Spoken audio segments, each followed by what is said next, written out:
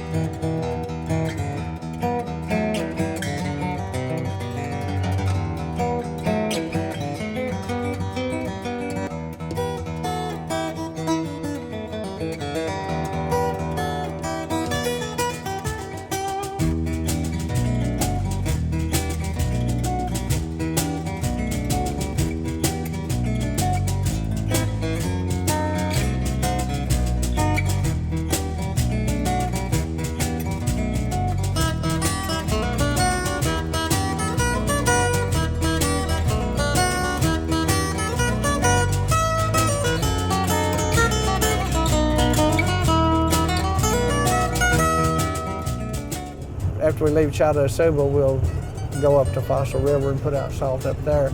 And this is pretty much a regular routine tour that I do every other day in the winter months, but now I don't have to go to all those pastures unless there's a problem at one of them through the summer. And then now we're fortunate enough to have a new pasture on Highway 93 that we've got 20 head on, and of course they're the ones that really are in horse heaven there as far as plenty to eat and not much effort getting the food, because it's all right there on 40 acres and it's good, well fertilized, improved pasture, and they do very well there. When I go by there, it makes me a minimum of an 85-mile circle, and if I don't go by there, just starting where we're going, it's an 80-mile round trip back to here.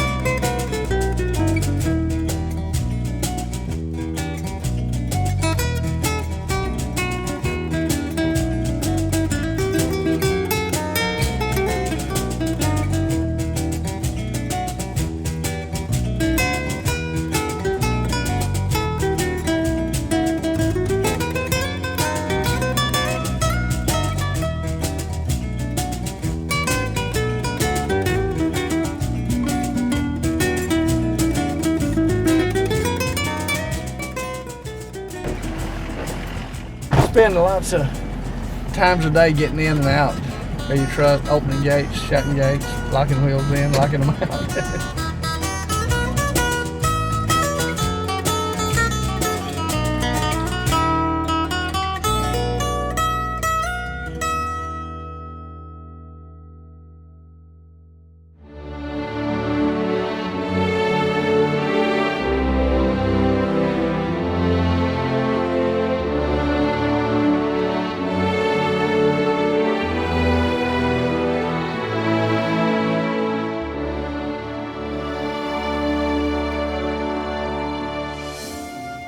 By 1690, Choctaws had obtained the horse from the Caddo. The Caddo is called the horse by a similar name to what the Spanish did, but the Choctaws created our own name for the horse, and this was Isoba. It comes from the words Isi and Holba. It means like a deer. Deer was the most important animal, at least in terms of food in Choctaw society at that time, so that kind of shows how Choctaw people revered the horse at the very beginning. The history of the Choctaw horses goes way back forever, you know.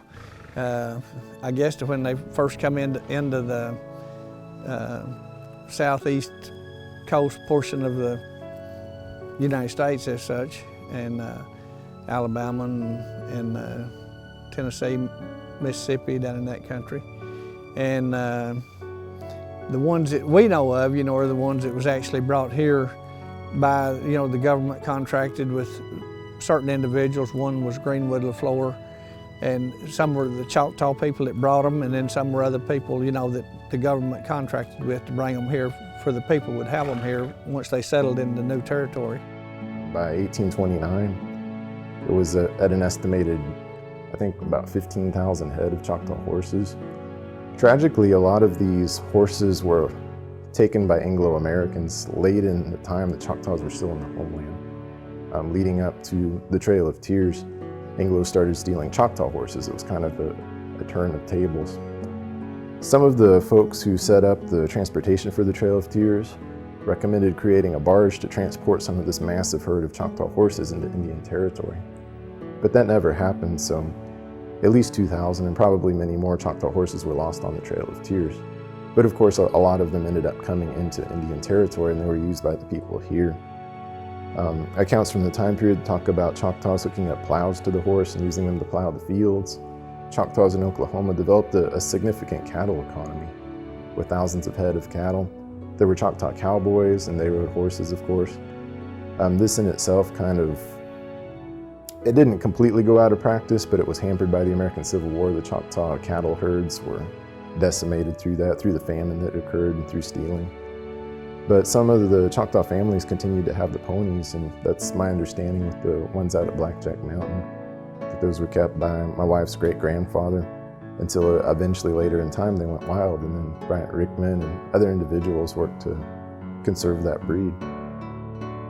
That's the only kind of horse I had when I was a kid, was a little Choctaw horse, because they were kind of considered by people in the quarter horse age at that time of being the inferior broomtail, scrub, squaw pony, but they had all kinds of names for them, you know.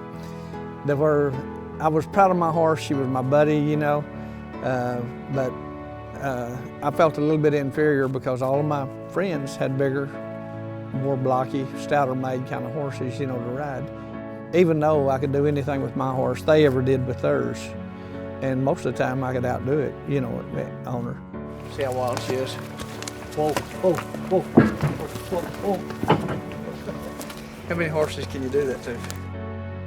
But I still wanted, you know, I thought when I grow up, when I get a job, I'll have some good quarter horses, and I did, you know. And then my kids come along, then I wanted a horse like I had when I was a kid, and I couldn't find them. And I looked and looked, went through a lot of different breeds and different horses and all. And finally when my dad, my mom, my brothers kept telling me about Gilbert Jones, a man named George Porner had told me about him having the same kind of horses as what I had as a kid, you know. This is my old buddy here. He's OKP. I can start to saddle another horse. This horse will come and crowd in between me and the other horse, want me to put my saddle on him. So finally when I went up and met him and went through all of his picture albums and went out and looked at the bands of horses running on Blackjack Mountain, it just won my heart over, you know, and before long I was getting rid of all my quarter horses and trading straight across when I could for a pure Choctaw, you know, of the few people around up there that still had them. Mainly the Selfs, and that still had some of them. The LaFleurs still had some of them. By '84, I had gathered up like nine females that was considered by the registry, which Gilbert Jones had at that time, the Southwest Spanish Mustang Association, as being pure Oklahoma Choctaws.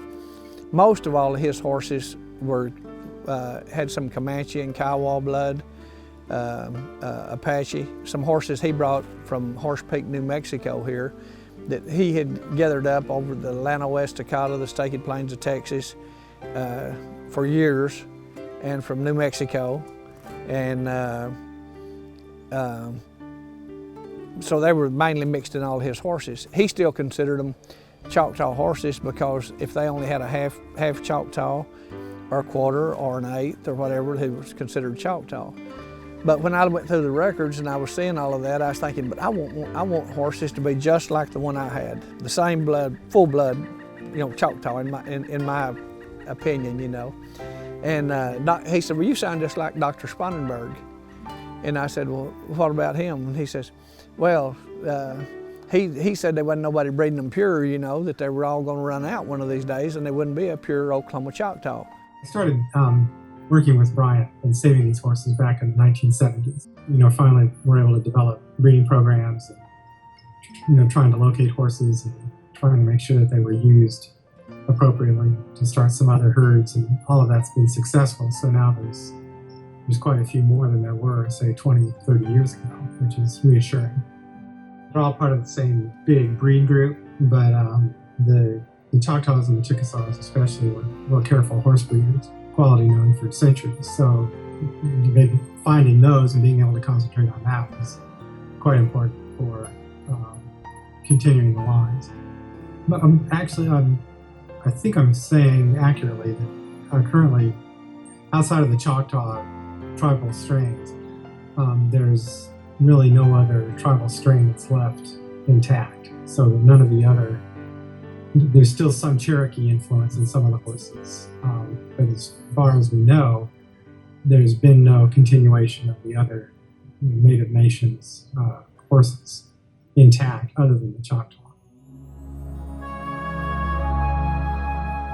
In the past, we've used three different criteria. One is the history, and the other is just inspecting them and looking at them, and the third is the genetics. Gus Cothran at Texas A&M actually does the genetic analysis, looking at the DNA. And over the time I've been involved, the results of the history and the results of just looking at the animals to see if they're consistent all point in the same direction. And he is able to find certain links of DNA that are fairly consistent across the Choctaw ponies ever since the removal from Mississippi. And then you look at the horses, and the horses look, they look Spanish, they look different than anything else that you have in the same area. So basically the history of isolation and continuous care go with the physical appearance. And then when we look at the DNA at the same time, you find similar results there. We always think about saving monuments and historic houses and things like that. Here you have a living piece of history and a living piece of that interaction with people. So I think it's even more important to save those.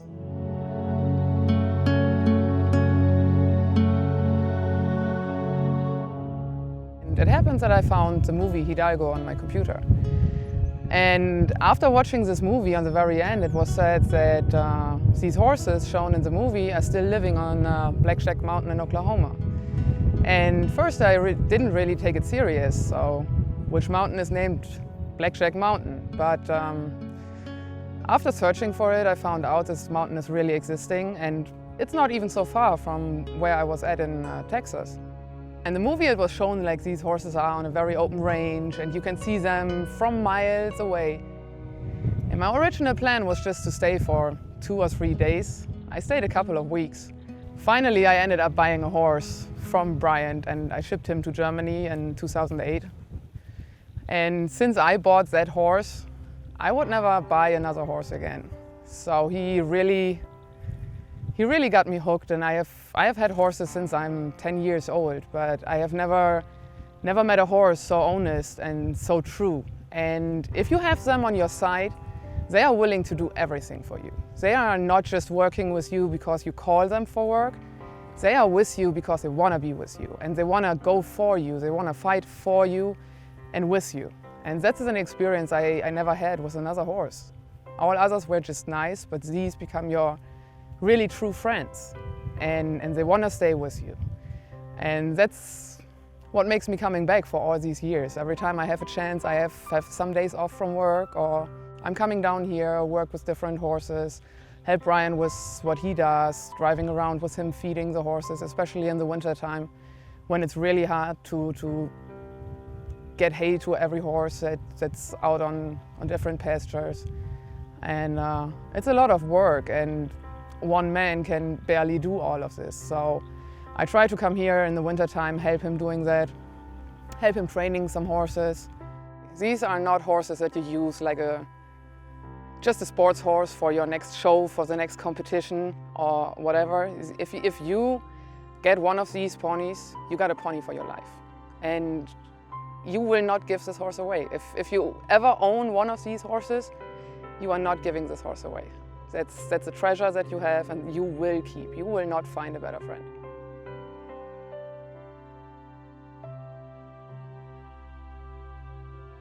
But I told him that, I said, Gilbert, as long as I can, I'll take care of these horses, you know.